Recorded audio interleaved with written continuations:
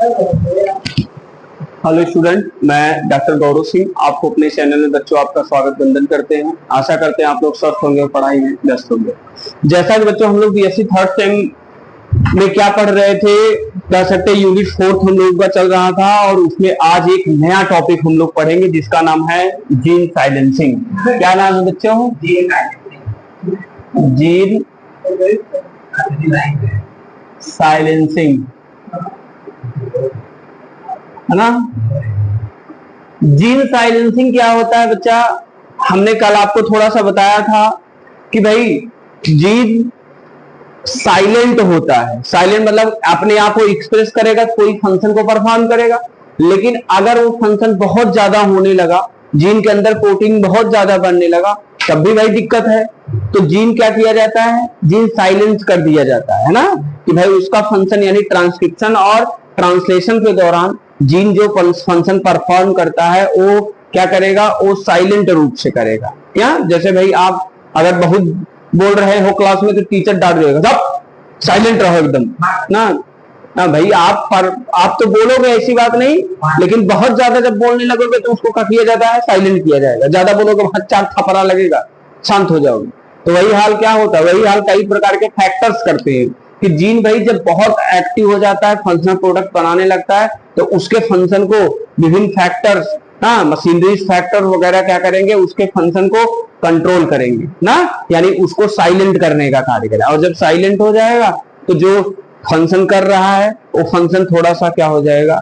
Slow हो जाएगा, है ना। तो इसमें एक डायग्राम पहले बनाइएगा, उसके बाद तब हम आगे बताएंगे। इसमें डायग्राम बनाइए आप लोग, जीन साइलेंसिंग में डायग्राम एक। चलिए, एक फ्लो चार्ट है, इसका बना लीजिए। फ्लो चार्ट,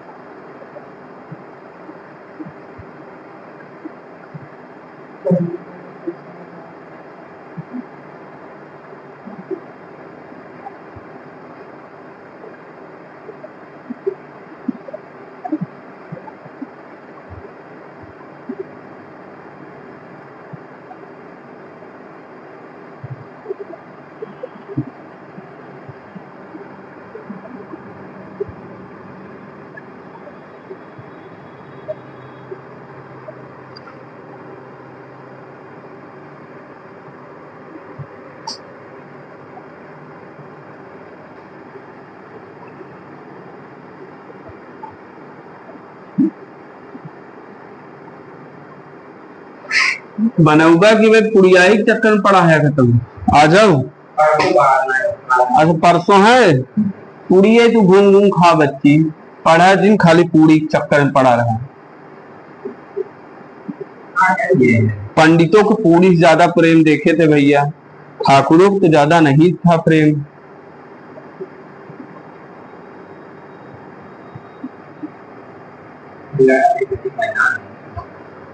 मैदान है। अच्छा,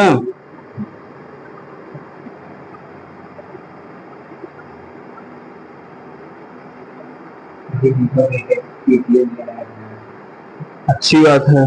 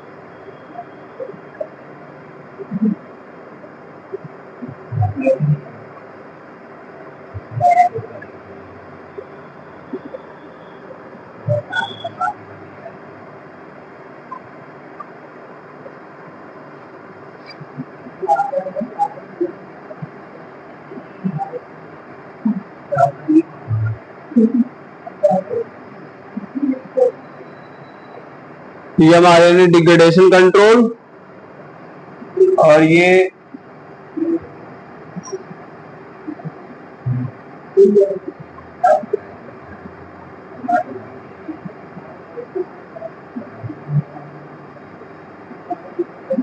ट्रांसलेशनल कंट्रोल।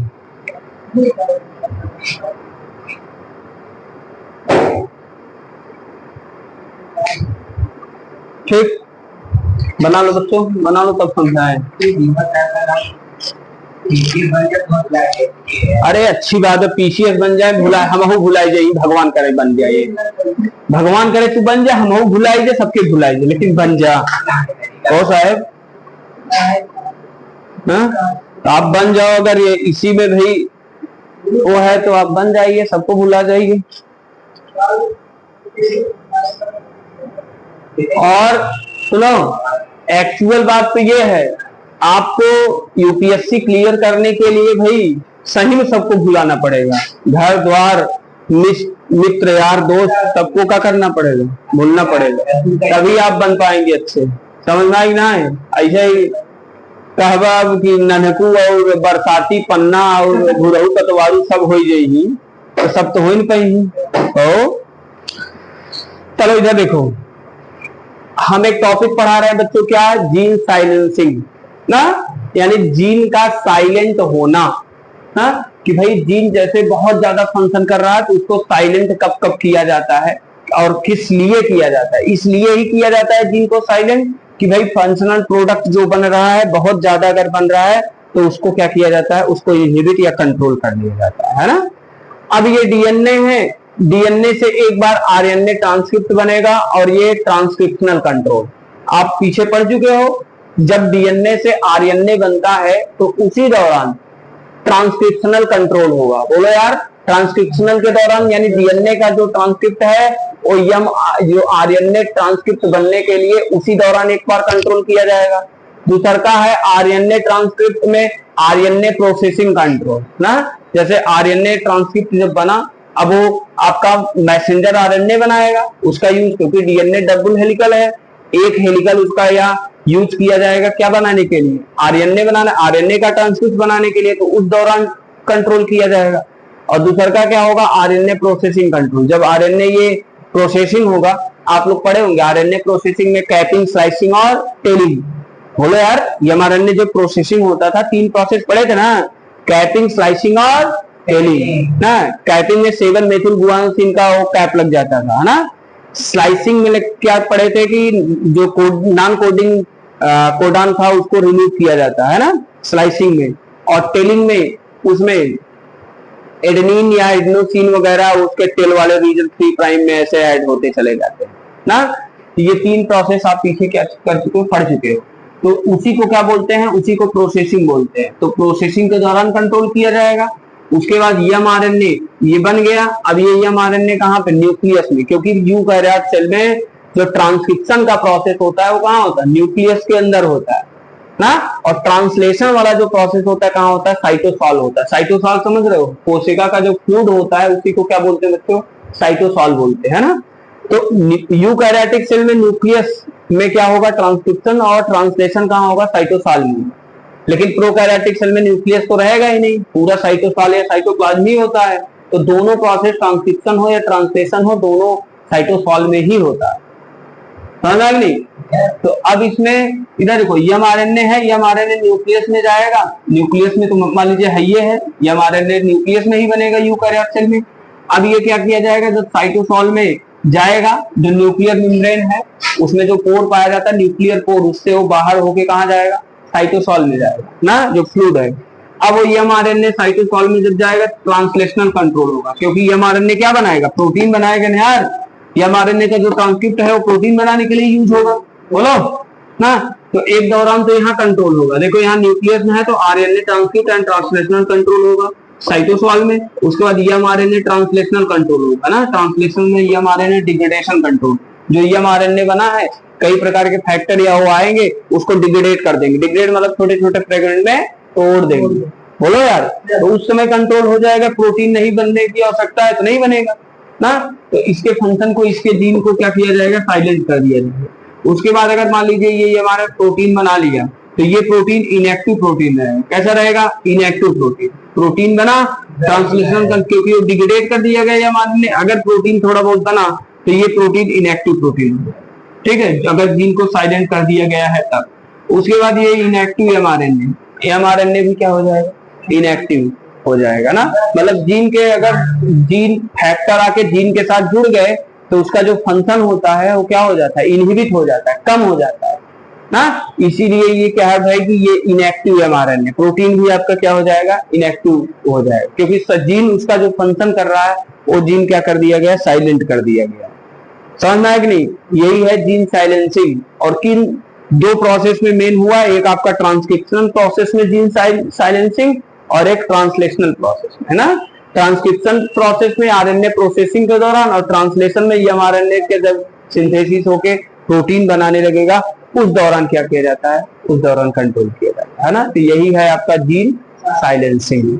ठीक, चलो लिख लो, समझ में आई उतना हो, चलो लिख लो। मोस्ट इंपॉर्टेंट टॉपिक है, पूछता एग्जाम। देखिए, जीन साइलेंसिंग इज द, हाँ, gene silencing is the regulation of, gene silencing is the regulation of gene expression, regulation of gene expression in a cell,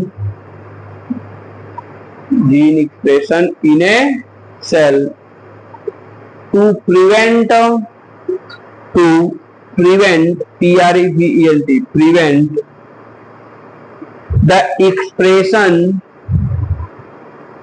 prevent the expression of the certain gene,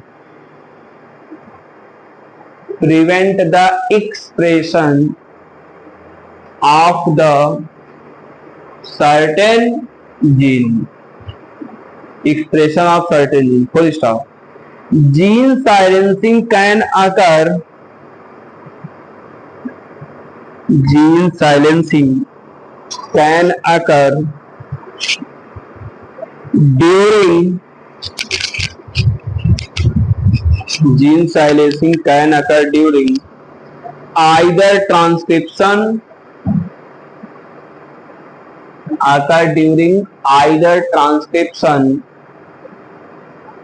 or translational stage, transcription stage में या तो translational stage में। बोलो भैया ना, अभी बताया ना, या तो ट्रांसक्रिप्शन स्टेज में या तो ट्रांसलेशनल स्टेज में। कहीं मैच देखा था हो तू, मैच आवत का कहोगे, यह देखा ट्रांसक्रिप्शन वाला translational stage, full stop. In particular method,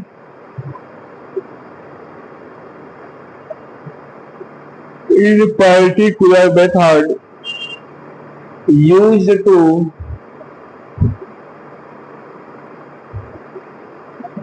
silence gene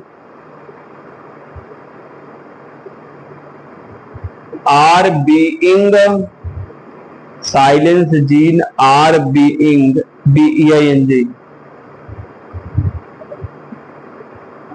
increasingly, INCREASINGLY, increasingly used to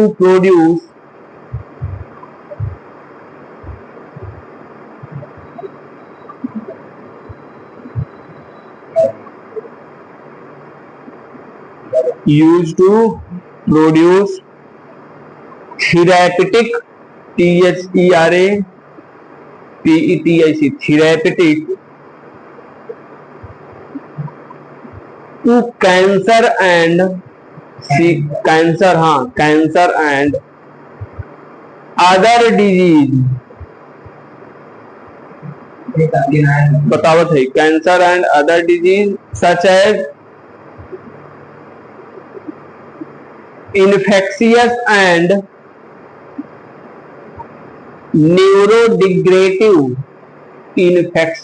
and neurodegenerative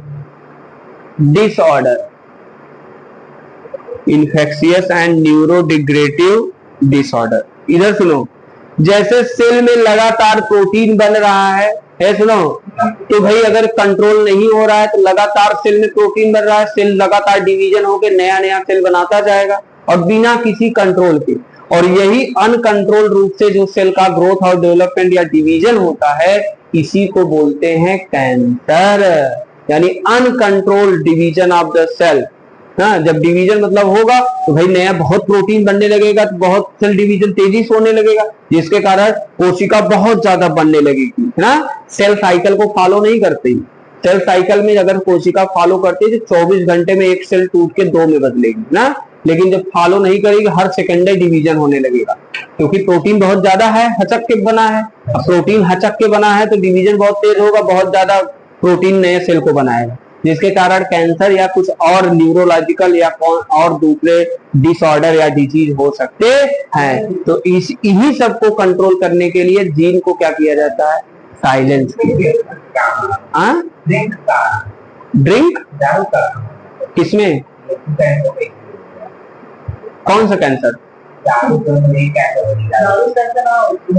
अरे यार वो कैंसर जो माउथ कैंसर ये सब होता है, वो जितने भी जैसे निकोटीन कंपोनेंट खाने से, अब तंबाकू वगैरह में उसको निकोटीन होता है ना, तो उसको खाने से जनरली क्या होता है कि वो सेल को क्या करेगा, स्टिमुलेट करेगा, क्योंकि ये सब स्टिमुलेटर होते हैं ना, स्टिमुलेट करेगा, वो कोशिका को बहुत तेजी से डिवीजन या वो सब कराने लगेगा, जिसके कारण वो ट्यूमर का रूप ले लेगा, फिर कैंसर में कन्वर्ट होगा, क्योंकि tumour is the early stage of cancer. तो तमाम दुश्वारियां होती भाई। हम लोग इस समय जैसे फूड वगैरह सही नहीं है ना, केमिकल युक्त फूड को खा रहे हैं, हमारा डाइट वगैरह सही है, सुनो हमारा डाइटिंग सही नहीं है, भोजन का तरीका और भोजन, तो जिसके कारण क्या होगा कि सुनो टॉक्सिक मटेरियल हमारे सेल में बढ़ते जा रहे हैं ना, और टॉक्सिसिटी जब बढ़ते जा रहे हैं तो ये सब आगे चल के कैंसर का क्या करेंगे, रूप ले लेते ना।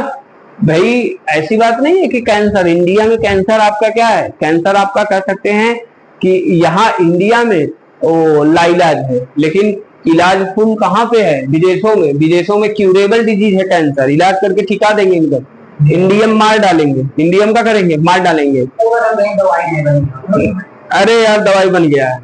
अब युवराज सिंह को हुआ था कैंसर, अगर इंडियम रहा तो बचा। अब तक हम लोग फोटो चढ़ा के माला पे देखते हैं, हाँ ये युवराज सिंह छक्का मारा है, अब तो जाके उससे मिल लेते हैं, क्योंकि भाई उसको ब्लड कैंसर जो था, खून की उल्टी कर रहा था 2011 वर्ल्ड कप में, लेकिन भाई गया वो विदेशों में, क्योंकि टेक्नोलॉजी, डॉक्टर, फैसिलिटीज सब बेटर है, इंडिया से बेटर है।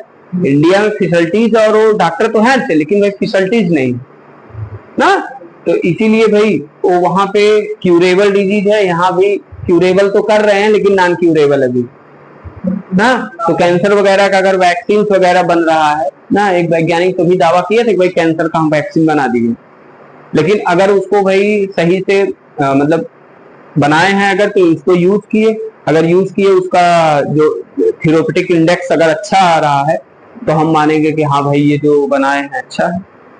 क्यों ना, तो कैंसर का 2 ही इलाज होता है, एक रेडियोथेरेपी और एक कीमोथेरेपी ना। एक रेडिएशन के द्वारा क्या किया जाता है, कैंसर सेल को मारा जाता है, एक कीमोथेरेपी केमिकल्स के द्वारा किया जाता है ना। केमिकल का को लगातार केमिकल कीमो करते हैं ना, कीमो चढ़ाएंगे तो उसे बाल वाल झड़ जाता है ना, केमिकल चढ़ाएंगे बॉडी में, तो भाई जनरली क्या होगा, वो कैंसर सेल को मारने के लिए सोच लो, और एक डायरेक्ट रेडिएशन से मारते हैं, फिर उसको रेडियोथेरेपी बोलते हैं, समझ में आया कि नहीं। तो तमाम कंडीशन होता है। हाँ अभी देखो ये बघौरा में थे जो एक्सपायर किए, ब्लड कैंसर था उनको ना, ब्लड कैंसर था, जौनपुर में 7-8 में यही पैथोलॉजी खोले थे ना।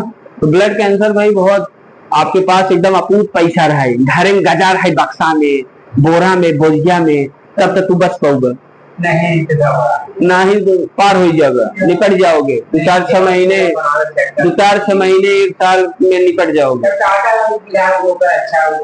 हाँ भाई, यहाँ BHU ने भी सेंटर कर दिए हैं कैंसर सेंटर, लेकिन भाई उतना है नहीं हमारे समझ से। जिसको कैंसर हुआ कोई हमारे समझ से बता नहीं है। यहाँ पे लोकल भाई जो एक्टर एक्ट्रेस और खिलाड़ियों को हुआ उनको छोड़ हो जाएगा।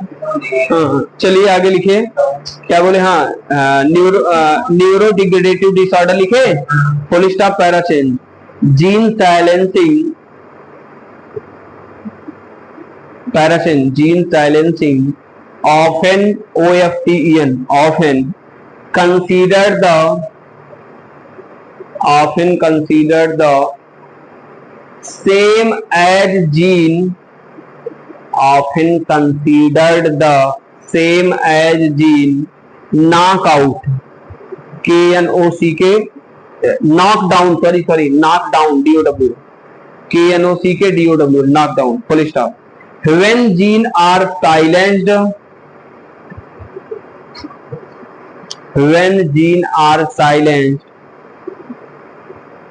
comma, their expression is reduced.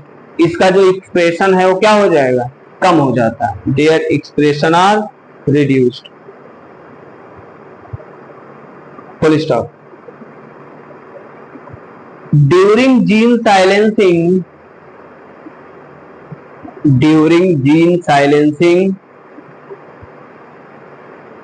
gene knockdown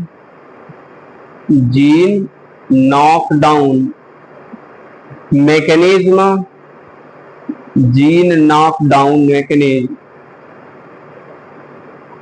used to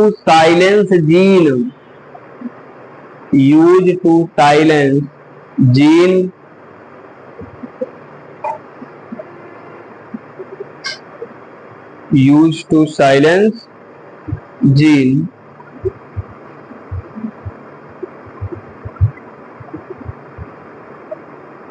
क्या लिखे यार, use to silence gene such as RNAi, यानी RNA इंटरफेरेंस, RNAi इस्तेमाल लिखेगा, full stop.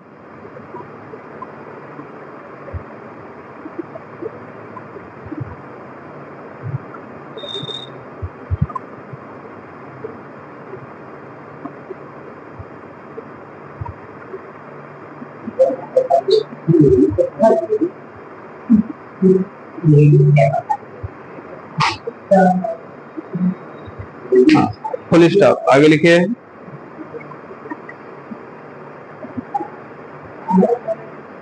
The expression of RNA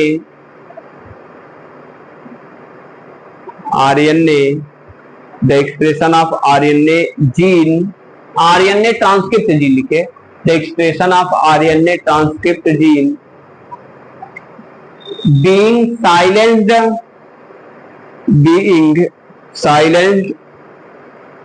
up to 70%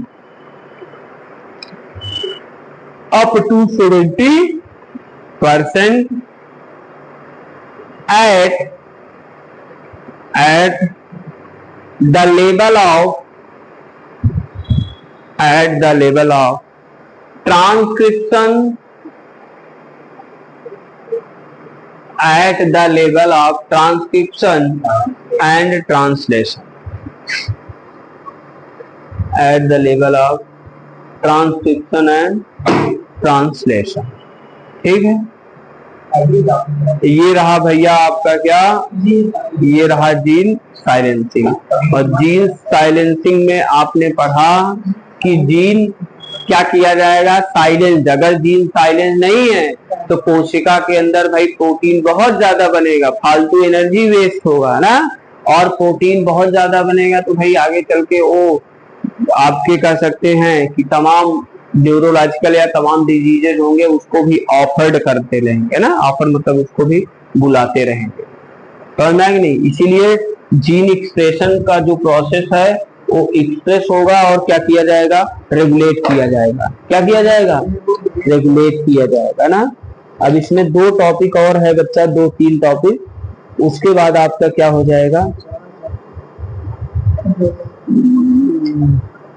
आपका ये समाप्त हो जाएगा। एक हेडिंग डालिएगा, इसको हम कल बताएंगे, आज खाली सुन लो लेक्चर।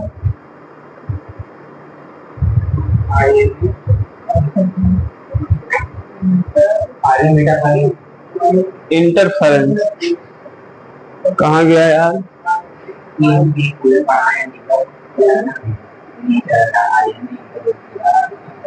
आर्यने इंटरफेरेंस पढ़े हो? का समझ में आया था कुछ? नहीं पढ़े?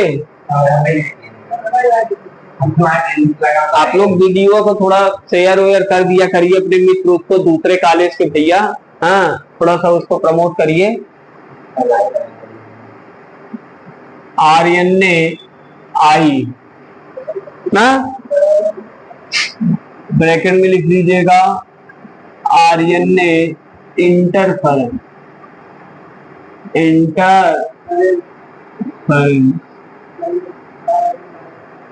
सुनो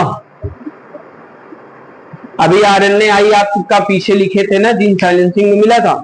आरएनए आई क्या करेगा, इधर देखो, ये ट्रांसलेशनल जो कंट्रोल होता है तो ना, ये पोस्ट ट्रांसलेशनल या कह सकते हैं पोस्ट ट्रांसक्रिप्शनल जीन जो होते हैं, उस पोस्ट ट्रांसक्रिप्शनल जीन में आरएनए इंटरफेरेंस क्या करेगा कि जीन के फंक्शन को साइलेंस करेगा, और साइलेंस करने के बाद जो प्रोटीन बन रहा है उस प्रोटीन को रेगुलेट करने का कार्य करेगा। नहीं समझना है, यानी आरएनए इंटरफेरेंस ना, ऐसा कह सकते हैं कि फैक्टर है, या कह सकते हैं कि ऐसा जीन के कंटेंट है, पार्ट है, जो क्या करते हैं कि जब पोस्ट ट्रांसक्रिप्शनल चेंजेस हो रहा है, पोस्ट ट्रांसक्रिप्शनल चेंजेस मतलब एमआरएनए का बनने का जो प्रोसेस है पूरा कंप्लीट होने का है ना, तो उस दौरान यानी आरएनए प्रोसेसिंग का जो प्रोसेस है ना, अब मतलब आरएनए बनने के लिए, सॉरी एमआरएनए बनने के लिए जो प्रोसेस है उसी को क्या किया जाएगा, उसी को भाई पोस्ट ट्रांसक्रिप्शनल जीन साइलेंसिंग इसको बोलते हैं। कहाँ है, क्योंकि पोस्ट ट्रांसक्रिप्शनल प्रोसेस के दौरान ये जीन के फंक्शन को क्या करेगा, इनहिबिट करेगा। मान लीजिए भाई ये अब डीएनए है, अब डीएनए ये एमआरएनए बनाया, ये डीएनए क्या बनाया, ये एमआरएनए बनाया, अब ये एमआरएनए बना, अब इसमें पोस्ट ट्रांसक्रिप्शनल मॉडिफिकेशन जब होगा, इसका ट्रांसक्रिप्ट वगैरह बढ़िया से बनेगा एमआरएनए का, तो उसी दौरान ये आरएनए इंटरफेरेंस क्या करेगा, इस एमआरएनए की जो जीन एक्टिव हो रहे हैं जहां पे, उसी एक्टिव जीन को जनरली वो इनहिबिट करेगा या डिसएक्टिव कर देगा ना, क्या करेगा, डिसएक्टिव करेगा, जिसके कारण ये जीन जो है वो क्या हो जाएगा, साइलेंस हो जाएगा। जीन क्या करेगा, साइलेंस। जैसे शुरुआती स्टेज में कनो लड़कियां बदमाश रहे खूब, उन्हें मार के एकदम खोचक के तोड़ दो, तो भाई बदमाशी रह जाएंगे, साइलेंट एकदम कर दो ना, तोड़ दो, गिरा के तुक्का हो जाएगा, साइलेंट हो जाएगा। अब साइलेंट मतलब उतना ही वो वर्क करेगा, उतना ही पगलई करेगा जितना समझ सके ना, या जितना भाई कह सकते हो कि बढ़िया हो, तो नहीं, वही हाल है कि डीएनए या आरएनए का जो जीन है वो उतना ही फंक्शन कर सके जितना सेल के लिए क्या हो, उपयोगकारी हो। अगर ज्यादा हो रहा है तो क्या किया जाएगा, वो जनरली कह सकते हैं साइलेंस कर दिया जाएगा। ठीक है, तो बस करें इसको, कल अब डिटेल में एक डायग्राम है ये पढ़ा देंगे, उसके बाद एक आध टॉपिक और है, उसके बाद ये यूनिट आपका क्या हो जाएगा, समाप्त हो जाएगा। उसके बाद तब ये मॉलिक्यूलर बायोलॉजी आपका पूरा समाप्त, उसके बाद तब बायोलॉजिकल टूल और टेक्निक को हम लोग बच्चों पढ़ेंगे। ठीक है, आज के लिए इतना ही, हमारी आपकी मुलाकात नेक्स्ट लेक्चर में होगी।